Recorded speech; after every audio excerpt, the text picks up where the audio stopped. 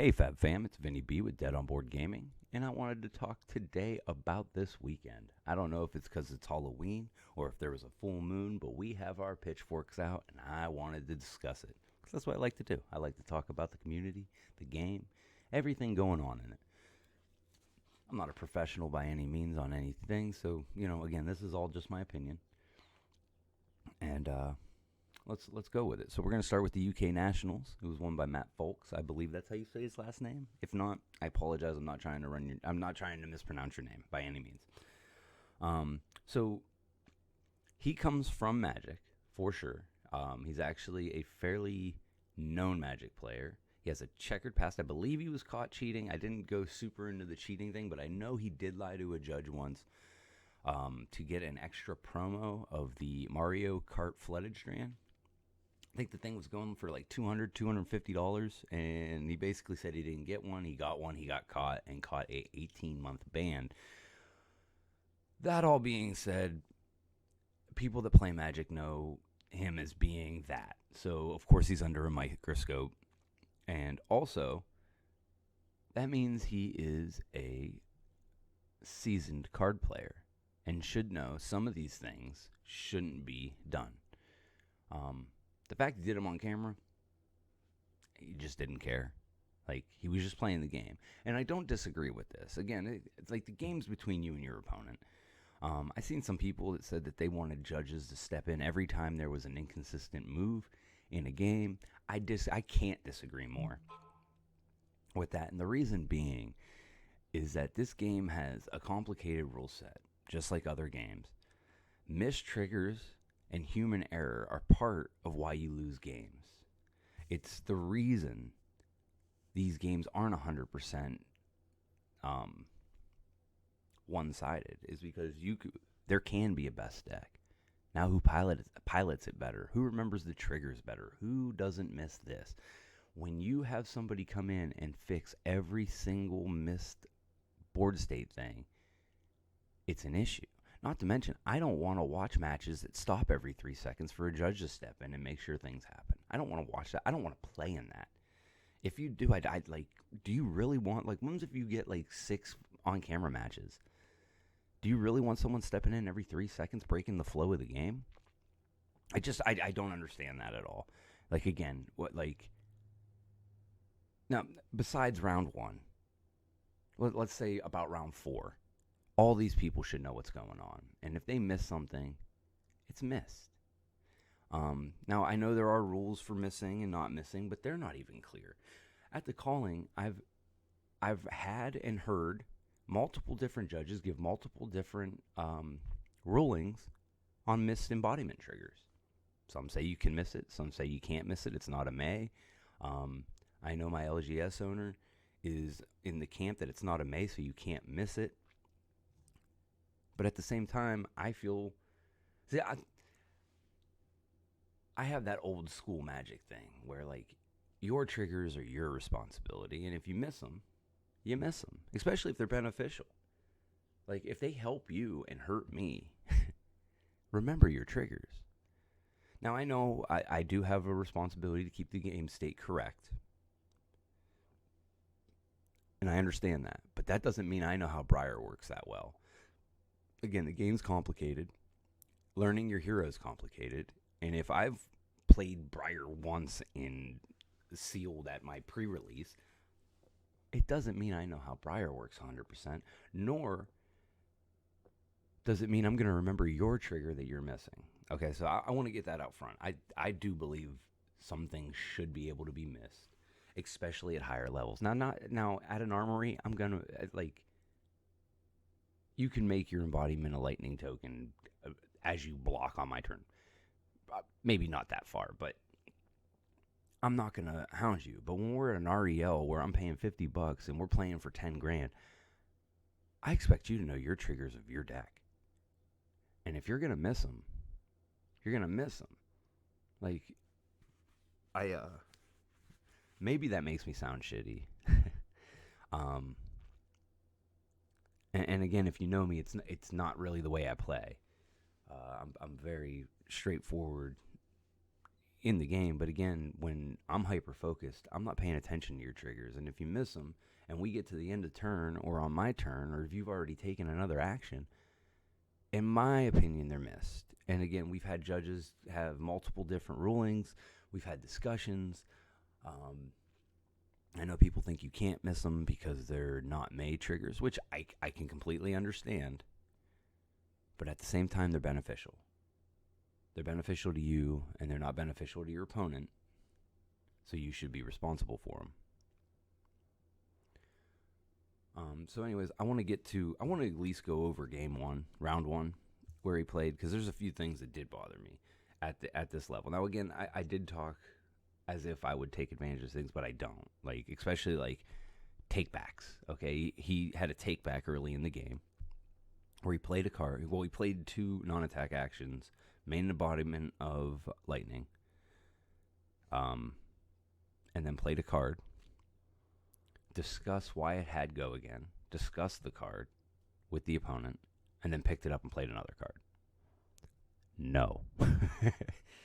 Absolutely not. You can't do that. You can't do that. This is not a local armory. You can't just pick up a card that was 100% played. Like I said, it was discussed. It wasn't even like a quick flap. Like it left his hand. Like he explained it had go again and why. That card was played. That should have never been able to be taken back. But the opponent let it go. Again, it wasn't brought up. Like, if you would have called a judge, I think he wins. And they're like, no, that's a played card. Because, again, that's in the rules. Like, cards are played or played. They're played. So, again, I don't want the judge to step in. But I also want the opponent to not allow that to happen. Because this is how these type of things happen. Again, the opponent could 100% have stopped him. Now, I don't know if the ruling would have went right, but it was in the power of the opponent to be like, you can't do that and make a better play, right? Like, you played that card. Let's move on through the turn. So next, he had a few late triggers, such as, I think the embodiment of embodiment of earth tokens, I believe he did late a couple times. And then as soon as his opponent played two non-attack actions into an attack action and announced it had go again from the embodiment of light token. That sounds fine to me. He did miss the trigger, but again, according to the way it's written, and the fact that it's in this sequence so close to each other, and him playing the next card and being like, this has go again from the embodiment of lightning token, I think it's 100% a fine way to play that.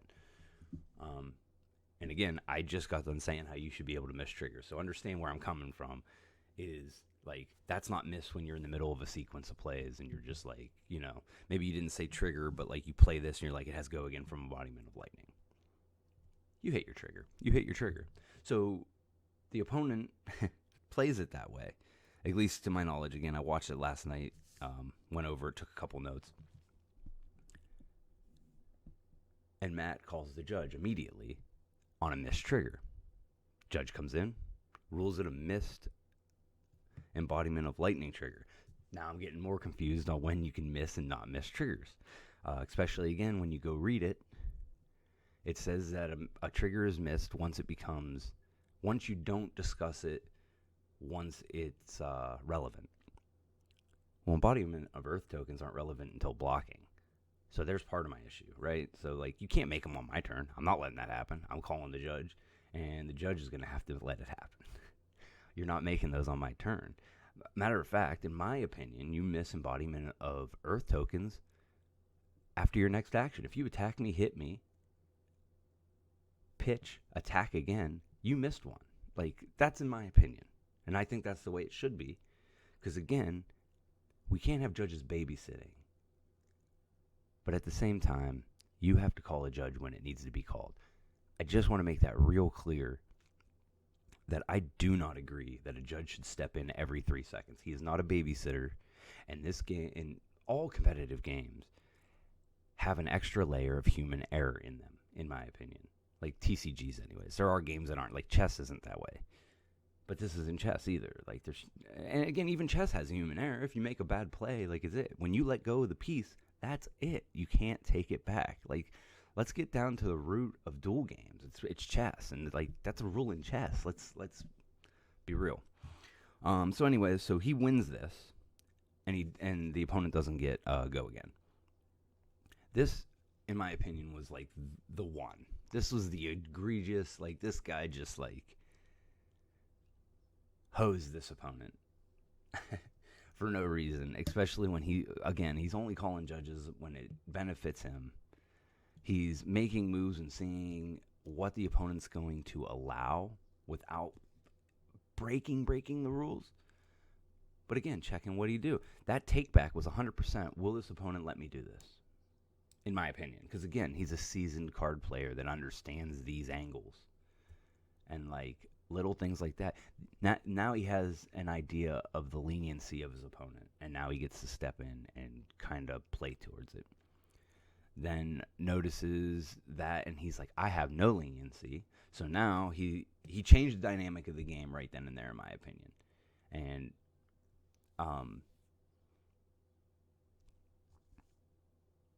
I forget what I was going to say about the changing a dynamic, but it was a big change. Like he established the dynamic. He's like, this guy's a little soft on the rules. I'm going to be hard on the rules, and it's going to give me an edge. That is rules lawyering 101.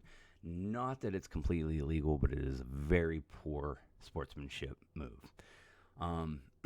Then he made a rune chant trigger, or a rune chant towards the end of the game. Actually, at the end of the game, he makes a rune chant. He attacks, misses the rune chant trigger, calls the judge. And this is the thing. Like anytime stuff come out, he let the judge come in, which I appreciate. Like he called the judge. So again, because I'm not here to bash him. I want to go over the things. So he missed it. He calls him over. He's like, I don't know what happens. Maybe it just disappears. Maybe I miss it. Maybe it goes off. They go to ruling, and they ruled the opponent dead. What the hell just happened? So now I wanna critique the way they do the judge calls. They turn off the audio. They don't allow the discussion. Why do they need privacy on this? This was a point that they could have made a clarity move, and let us listen to what's being discussed. What's the question? What's the judge say? How's it go? Let everybody hear it. Let the commentators hear it so they can discuss it. Maybe they did hear it, but all they did was come in and tell us what happened. They didn't explain why or nothing like that. So like all of a sudden he's dead. Did they not let him go back and block? Or was he just dead anyways? You know what I mean? Because none of that got answered. It like came back and they were like, he's dead. Okay. Like did he not block the arcane? Are you saying he didn't have a chance to block the arcane because the arcane automatically went off whether he missed it or not? Again, I'm so gray about how these rules actually work that it hurts my head. So anyways, in round 8, there was a missed pummel trigger. Both players missed it again. Again, I'm not saying it's right, but the game was flowing well. It was quick. It moved on fairly fast from pummel. It could be missed. A pummel doesn't always make you discard a card, right? Like if it's on a weapon, it doesn't make you discard a card. So it's not always discard a card. And this is me devil's advocating because, again, I believe the guy knows how it works. He's, again, a professional or close to professional Magic player, which means he understands complicated rules and understands complicated cards. This is where I get it. Like people that are entrenched in another game like Magic should understand all these little loopholes, or they understand them so well that they know how to kind of try to get around them as long as this game's new enough and the judging staff is this new. Again, I talked about last time at the calling that none of the judges, not none of them, but a lot of the judges weren't on the same page, which made rulings inconsistent throughout the weekend. That's an issue. Needs fixed. You guys got to, I don't know what you got to do. I know that they're, finding judges right now. There's all kinds of problems that need done, but we're also running $10,000 things. There's integrity to it and stuff like that. But again, integrity allows players to make mistakes and miss things and let the game progress forward with human error as part of the game. That's how I feel. Again, I would never, ever want a judge to just step in every 2 seconds on my game. I would never want to sit at a feature table if that's how the game played out from there. That were most of the big things I found. I didn't see really anything else, like, again, egregious. The biggest problem here is round one having 3 different things that, again, a seasoned card player either rule shot, did something he shouldn't have done. And the missed rune chant's weird because he was representing his rune chant as a dice on his gloves, which could have also represented, because I think the gloves can have not temper, the other one, not blade break, not temper, battle warn.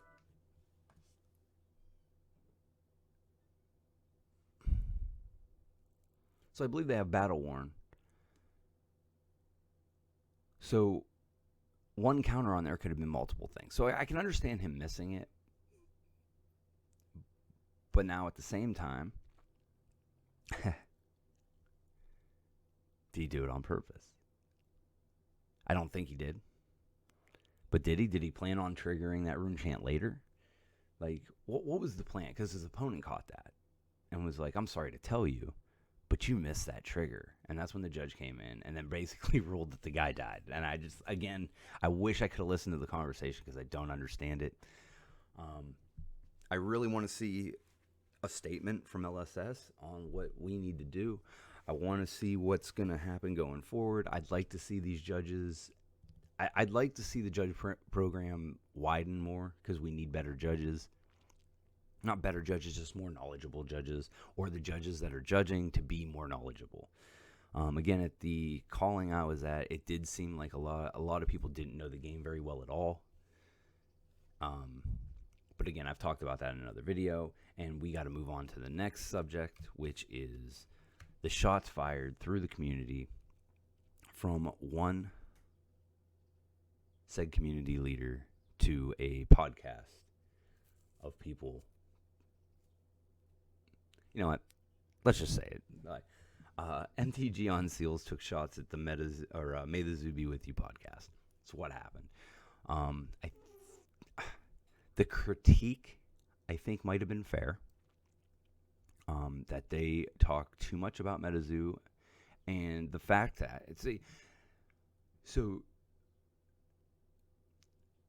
the accusation was that they're pumping MetaZoo and kind of causing fear and doubt in the market of Flesh and Blood at the same time on a podcast that people come and listen to Flesh and Blood. And they're pumping another game, which would hurt the market. I get all that. And even when they first came out, I thought May the Zoo Be With You, a Flesh and Blood podcast, was a little out there. But all it was saying was it wasn't going to be 100% a Flesh and Blood podcast. To say that they are trying to hurt the game, I think, is completely disingenuous. As Louis, for sure, I mean, he quit his job to open an LGS on the back of how much he loved this game. Okay, like, can anybody deny that? Can anybody deny his love for the game? George, I know the least amount, but, like, he's entertainment gold. But he's a good businessman. He gives good business advice. I love the banter between all of them. And then you got poor Mitch. You can watch it if you go back and just watch the episodes on YouTube. Like, his spirit being broken. Like, I'm not laughing at you, Mitch, man. Like, seriously, but I understand. Like, the market crashed on singles, and he opened a singles market for Flesh and Blood. And again, I'm not going to get into the whole crash of the market and all that other stuff. I'm not going to keep beating on that drum. But these are 3 people that got hurt by the way the economy switched. By Monarch. By the fact that Monarch is Magic's Homelands, and it got overprinted. 1,000 boxes just entered the market just now, 6 months later. Maybe not 6. Is it 6 months? It's 5 months, 4 months. Months later, 1,000 boxes. When these things were running around going for $700, $700, there was 1,000 of them just stashed. And this is at Team Covenant. I actually like and trust Team Covenant. They had 1,000 boxes that they're like, hey, we have these boxes. What? So we could admit that it was a Homelands issue.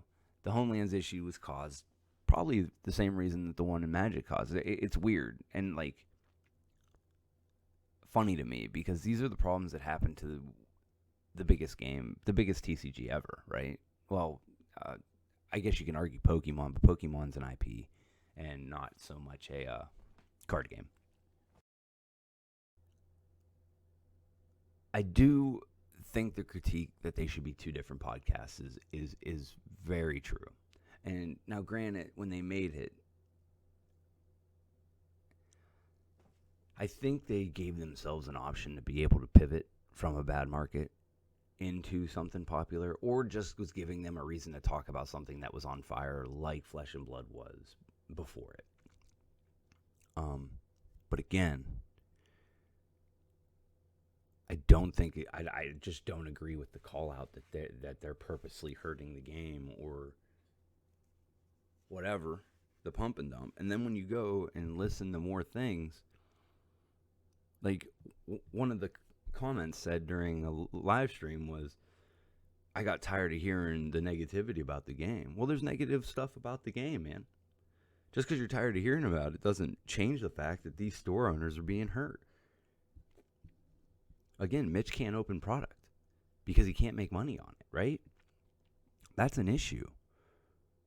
You know, Louis quit his job and opened LGS on the back of Flesh and Blood.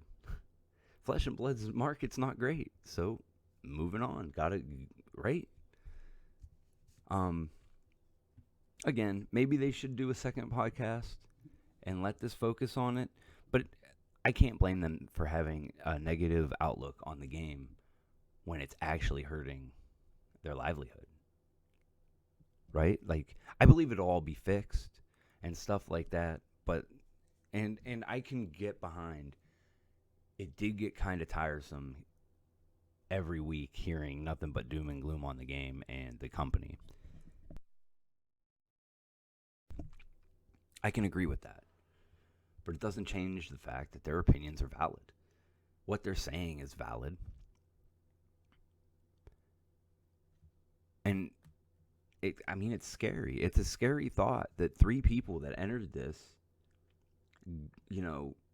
guns drawn for this game, feel the way they feel at this very moment. And the fact that they're excited about MetaZoo, whether they think it's a good game or not, I don't know. That's whatever. I haven't played it again, but I just don't see it. Everybody's of the opinion it doesn't have legs. But what they did a good job of letting me understand was it's not about the game. It's about the IP. And that's why they're selling all these offshot things such as shoes and shirts and all this other stuff. It's because he's casting a net to catch a Pokemon type crowd. So it's not all about the gameplay. And like I see people, this will never be a competitive game. Does that game look like it's supposed to be competitive? They have cards that tell you to scream or it dies and stuff like that. That game's not going to be a competitive game, man. Like, I know it needs some kind of competitive scene, but like, I don't think that's the end game. Like, I don't think that's what he's working towards. Like, I think he's working towards cartoons, plushies, this, that, and then people playing the game. I think it's a kitchen table game. I do. And it might be great for that. And if we look at Magic, casual games are what they are completely focused on after they created the best TCG probably besides Flesh and Blood. I think Flesh and Blood is the best TCG since Magic. Let me put it that way. let me put it in the right order. So they create this game. They create the TCG, the whole genre, right? They get, I think it was 2 years in, and they're like, we need to figure out a thing to do with these cards. They come up with competitive game play. They do competitive play for like 28 years. No, it's not that long. Maybe 25 years. We'll say 25 years of competitive thing that they made up. So not only did they make the TCG genre, they made the competitive circuit what it is. And then they dropped it for casual. The casual market's that big. So MetaZoo, focusing on being a casual game and then focusing on merchandising and the IP itself, is brilliant. This is the thing where I agree that they can both exist, even if they are going to hurt each other's market share. But I really do think the market share thing is literally because MetaZoo's worth money right now and Flesh and Blood kind of is not. Again, I think that all fixes itself. I think Flesh and Blood is just a long hold now. It is the players' era. We need players. We need the game to be good. We need the judging to get good. We need all of this stuff to fall into place so our stuff can be worth money down the road now. We missed it. It's not free tendies anymore. MetaZoo's on its way out of the free tendy market. Its newest set is dropping daily in price. So again, these are investors hopping on the earliest product and making them worth money until it's established that there's something else to go after, or it's losing its faith. I think in the game, MetaZoo is getting faith loss in the game itself. As for collectability, we'll see. It has to become the IP it wants to be. It's still early. It's the same thing as Flesh and Blood. Flesh and Blood can fold over tomorrow. Like, I've never said that it can't, even though I think that it's the best game since Magic. I like it better than Magic. Like, don't get me wrong. I really do. Like the resource system's flawless in my opinion. It's the best game since Magic, and the only reason I can even say it that way is because Magic invented the genre. You can't, and it's been around almost 30 years. Like, the game is what it is.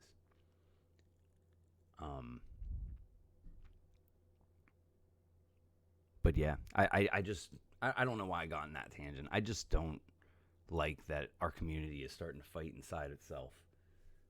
These are all people that used to get along. These are all people that had good conversations, had all these different things. And now there's attacks happening. And, like, I don't think it was 100%, like, malicious. But to -1 them on the marketplace and announce you're leaving the Patreon to cause a wave of people doing this and hurting these people that, again, put so much into this game. Let's not deny they put so much into this game. And they have love for the game. But these are people, minus George. I think George is just well off. But Louie and Mitch, that, like, they were just trying to, they love, it's love of the game. Mitch did a great post in the thing where, this is love of the game. They don't make a ton of money. Like, if you don't know that, like, you need to check what LGSs do. They're not making a ton of money. You know what I mean? I believe Mitch said he makes less than $10 an hour doing what he's doing right now.